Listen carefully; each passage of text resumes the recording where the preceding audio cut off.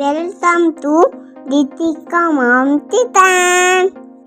ಎಲ್ಲರಿಗೂ ನಮಸ್ಕಾರ. ನಾನು ಪವಿತ್ರ.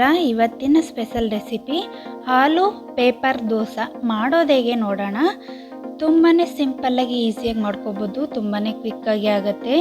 ಈ ದೋಸೆಗೆ ಬೇಳೆ ಬೇಡ, ಅಕ್ಕಿ ಬೇಡ, ಆದ್ರೂ ಗರ್ಗರಿಯಾದ ದೋಸೆ ರೆಡಿ ಆಗುತ್ತೆ.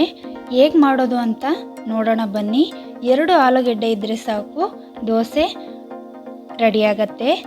2 ಆಲೂಗೆಡ್ಡೆನ ನಾನು ಸಿಪ್ಪೆನೆ ತೆಗ್ದು ಚೆನ್ನಾಗಿ ವಾಶ್ ಮಾಡಿ ಇಟ್ಕೊಂಡಿದ್ದೀನಿ. ಈ ರೀತಿ ನೀವು ಕಟ್ ಮಾಡಿನೂ ಕೂಡ ಪೇಸ್ಟ್ ಮಾಡ್ಕೋಬೋದು, ತುರ್ದಿನೂ ಕೂಡ ಮಾಡ್ಕೋಬೋದು. ನಾನು ಈ ರೀತಿ ತುರ್ದು ಇಟ್ಕೊಂಡಿದ್ದೀನಿ. ನೀವು ತುರಿಯೋಕ್ಕೆ ಆಗಲ್ಲ ಅನ್ನೋರು ಕಟ್ ಮಾಡಿ ಹಾಕೋಬೋದು. ನಿಮಗೆ ಯಾವುದು ಅನುಕೂಲ ಅದನ್ನು ಮಾಡ್ಕೋಬೋದು. ಈ ರೀತಿ ತುರ್ದಿದ್ದಾದಮೇಲೆ ಸ್ವಲ್ಪ ನೀರನ್ನು ಹಾಕೊಂಡು ಇಟ್ಕೋತೀನಿ, ಇಲ್ಲಾಂದರೆ ಆಲೂಗೆಡ್ಡೆ ಬ್ಲ್ಯಾಕ್ ಆಗುತ್ತೆ. ಅದಕ್ಕೋಸ್ಕರ ನೀರನ್ನು ಹಾಕೊಂಡು ಇಟ್ಕೊಂಡಿದ್ದೀನಿ. ಇದನ್ನು ಸೈಡ್ಗೆ ಎತ್ತಿಟ್ಕೊಳ್ಳೋಣ. ಈಗ ನಾನು ಚಿರೋಟಿ ರವೆನ ತೊಗೊಂಡಿದ್ದೀನಿ. 1/4 ಕಪ್ ಚಿರೋಟಿ ರವೆನ ಮಿಕ್ಸಿ ಜಾರ್ಗೆ ಹಾಕೋತಾ ಇದ್ದೀನಿ.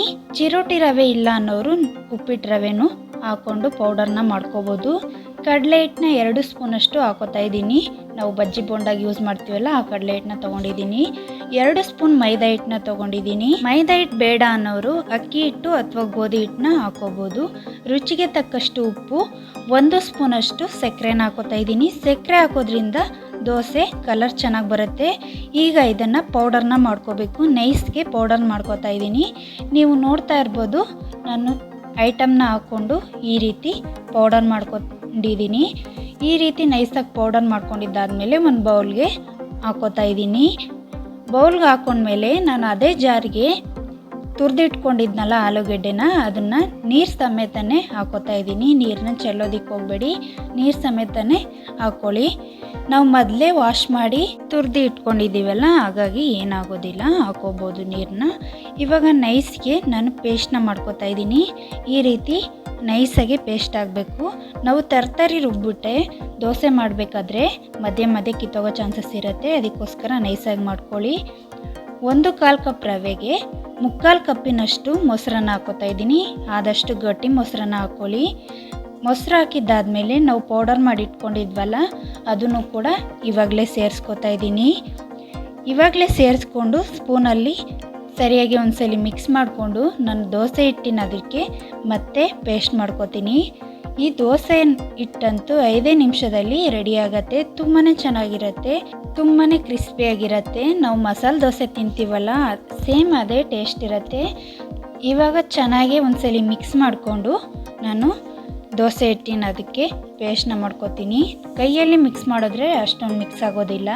ಯಾಕೆ ಅಂದರೆ ನಾವು ಮೊದಲೇ ಪುಡಿ ಮಾಡಿರೋದನ್ನೆಲ್ಲ ಇವಾಗ ಸೇರಿಸ್ತಾ ಇದ್ದೀವಲ್ಲ, ಅದಕ್ಕೋಸ್ಕರ ಅಷ್ಟೊಂದು ನೈಸ್ಗೆ ಪೇಸ್ಟ್ ಆಗೋದಿಲ್ಲ, ಗಂಟು ಆಗಿಬಿಟ್ಟಿರುತ್ತೆ.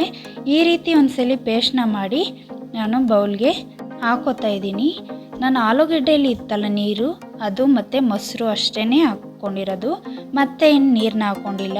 ನಾನು ಮಾಡ್ಕೊಂಡಿರೋ ಹದದಲ್ಲಿ ತುಂಬಾ ಕರೆಕ್ಟಾಗಿ ಬಂದಿದೆ, ಹಾಗಾಗಿ ಮತ್ತೆ ನೀರನ್ನು ಸೇರಿಸಿಲ್ಲ.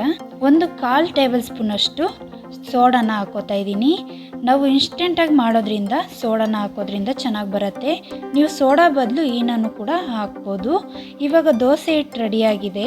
ದೋಸೆ ಹೆಂಚ ಮೇಲೆ ನಾನು ಸ್ವಲ್ಪ ಎಣ್ಣೆನ ಹಾಕ್ಕೊಂಡಿದ್ದೆ. ಎಣ್ಣೆ ಸ್ವಲ್ಪ ಬಿಸಿ ಆದಮೇಲೆ ನೀರನ್ನ ಈ ರೀತಿ ಮೇಲೆ ಹಾಕೋತಾ ಇದ್ದೀನಿ. ಈ ರೀತಿ ಮಾಡೋದ್ರಿಂದ ನಮಗೆ ದೋಸೆ ಪರ್ಫೆಕ್ಟಾಗಿ ಬರುತ್ತೆ, ಇಲ್ಲಿ ಕಿತ್ತೋಗೋದಿಲ್ಲ. ಅದಕ್ಕೋಸ್ಕರ ಈ ರೀತಿ ಮಾಡ್ತಾಯಿದ್ದೀನಿ. ಈಗ ನಾನು ನೀರೆಲ್ಲ ಹಾಕಿದ್ದಾದಮೇಲೆ ಒಂದು ಕಾಟನ್ ಬಟ್ಟೆನ ತಗೊಂಡು ದೋಸೆ ಹೆಂಚನ್ನ ಈ ರೀತಿ ಒರೆಸ್ಕೋಬೇಕು. ಈ ರೀತಿ ಒರೆಸ್ಕೊಂಡು ಮಾಡೋದ್ರಿಂದ ದೋಸೆ ಅಂತೂ ತುಂಬಾ ಚೆನ್ನಾಗಿ ಬರುತ್ತೆ. ಇವಾಗ ದೋಸೆನ ಹಾಕೋತಾ ಇದ್ದೀನಿ. ನೋಡ್ತಾ ಇರ್ಬೋದು ನೀವು, ನಾವು ಎಷ್ಟು ತೆಳುಬೇಕು ಅಷ್ಟು ತೆಳುವಾಗಿ ನಾವು ದೋಸೆನ ಮಾಡ್ಕೋಬೇಕು. ಇವಾಗ ಈ ದೋಸೆ ಅಂತೂ ತುಂಬಾ ಚೆನ್ನಾಗಿ ಬರುತ್ತೆ. ಮಸಾಲೆ ದೋಸೆ ಟೇಸ್ಟೇ ಇರುತ್ತೆ. ಮಕ್ಳಿಗಂತೂ ತುಂಬಾ ಇಷ್ಟ ಆಗುತ್ತೆ. ನೀವು ಒಂದ್ಸಲಿ ಟ್ರೈ ಮಾಡಿ ಹೇಗೆ ಬಂತು ಅಂತ ನನಗೆ ಕಮೆಂಟ್ಸ್ನಲ್ಲಿ ತಿಳಿಸಿ. ಇದೇ ರೀತಿ ಯಾವುದಾದ್ರೂ ಹೊಸ ರೆಸಿಪಿ ಬೇಕು ಅಂದ್ರೂ ಕಮೆಂಟ್ಸ್ನಲ್ಲಿ ತಿಳಿಸಿ, ಆದಷ್ಟು ಬೇಗ ಅಪ್ಲೋಡ್ ಮಾಡ್ತೀನಿ. ಈಗ ಮೇಲೆ ಸ್ವಲ್ಪ ಎಣ್ಣೆನ ಹಾಕ್ಕೊಂಡಿದ್ದೀನಿ ನಾನು. ನೀವು ಎಣ್ಣೆ ಬದಲು ತುಪ್ಪ ಅಥವಾ ಬೆಣ್ಣೆನ ಯೂಸ್ ಮಾಡ್ಬೋದು, ತುಂಬಾ ಚೆನ್ನಾಗಿ ಬರುತ್ತೆ. ಇವಾಗ ನಾನು ಗರ್ಗರಿಯಾಗಿ ಬೇಯಿಸ್ಕೊಂಡಿದ್ದೀನಿ, ನೋಡ್ತಾ ಇರ್ಬೋದು. ಈ ರೀತಿ ಬೇಯಿಸ್ಕೊಂಡ್ರೆ ನಮಗೆ ದೋಸೆ ಪರ್ಫೆಕ್ಟಾಗಿ ಬರುತ್ತೆ. ನಾನು ಒಂದು ಸೈಡ್ ಮಾತ್ರ ಬೇಯಿಸ್ಕೊಂಡಿದ್ದೀನಿ, ನೀವು ಬೇಕಿದ್ದರೆ 2 ಸೈಡನ್ನು ಕೂಡ ಬೇಯಿಸ್ಕೋಬೋದು, ಆದರೆ ಒಂದು ಸೈಡ್ ಬೇಯಿಸಿದ್ರೇ ಸಾಕು. ಇವಾಗ ಎಲ್ಲ ದೋಸೆನೂ ಕೂಡ ಇದೇ ರೀತಿ ಮಾಡ್ಕೋತಾ ಇದ್ದೀನಿ. ನೀವು ಬೇಕಿದ್ದರೆ ಇದಕ್ಕೆ ಆಲೂಗಡ್ಡೆ ಪಲ್ಯನ ಮಧ್ಯೆ ಇಟ್ಟು ಮಾಡ್ಕೋಬೋದು, ತುಂಬಾ ಚೆನ್ನಾಗಿರುತ್ತೆ. ಮಸಾಲೆ ದೋಸೆ ಥರನೇ ಇರುತ್ತೆ. ಆಲೂಗಡ್ಡೆ ಪಲ್ಯ ಅಥವಾ ಕಾಯಿ ಚಟ್ನಿ ಜೊತೆ ಯಾವುದ್ರ ಜೊತೆ ಆದರೂ ನೀವು ಸರ್ವ್ ಮಾಡ್ಕೋಬೋದು. ಆಲೂ ಪೇಪರ್ ದೋಸೆನ ನಾನು ಸೀಮೆ ಬದನೆಕಾಯಿ ಸಾಗು ಜೊತೆ ಸರ್ವ್ ಮಾಡ್ಕೋತಾ ಇದ್ದೀನಿ. ನೀವು ಆಲೂಗಡ್ಡೆ ಸಾಗು ಅಥವಾ ಆಲೂಗಡ್ಡೆ ಪಲ್ಯ ಯಾವುದ್ರ ಜೊತೆಲಾದರೂ ಸರ್ವ್ ಮಾಡ್ಕೋಬೋದು, ತುಂಬಾ ಚೆನ್ನಾಗಿರುತ್ತೆ. ಸೀಮೆ ಬದನೆಕಾಯಿ ಸಾಗು ಜೊತೆ ಅಂತೂ ತುಂಬಾ ಸಖತ್ತಾಗಿ ಬಂದಿತ್ತು, ತುಂಬ ಒಳ್ಳೆ ಕಾಂಬಿನೇಷನು. ನೀವು ಒಂದ್ಸಲಿ ಟ್ರೈ ಮಾಡಿ. ನೋಡೋದ್ರಲ್ಲ 5 ನಿಮಿಷದಲ್ಲಿ ದೋಸೆ ಹೇಗೆ ರೆಡಿ ಆಗುತ್ತೆ ಅಂತ. ನಾವು ಈ ದೋಸೆಗೆ ಅಕ್ಕಿನ ಬಳಸಿಲ್ಲ, ಉದ್ದಿನ ಬೇಳೆನೂ ಕೂಡ ಬಳಸಿಲ್ಲ, ಅವಲಕ್ಕಿನೂ ಕೂಡ ಬಳಸಿಲ್ಲ. ನೋಡಿ ದೋಸೆ ಎಷ್ಟು ಸಖತ್ತಾಗಿ ಬಂದಿದೆ ಅಂತ. ಈಗ ನಾನು ದೋಸೆನೆಲ್ಲ ಪ್ಲೇಟ್ಗೆ ಸರ್ವ್ ಮಾಡ್ಕೊಂಡಿದ್ದೀನಿ. ಮೇಲೆ ಸ್ವಲ್ಪ ತುಪ್ಪ ಹಾಕ್ಕೊಂಡು ತಿಂತಾಯಿದ್ರಂತೂ ತುಂಬಾ ಚೆನ್ನಾಗಿರತ್ತೆ.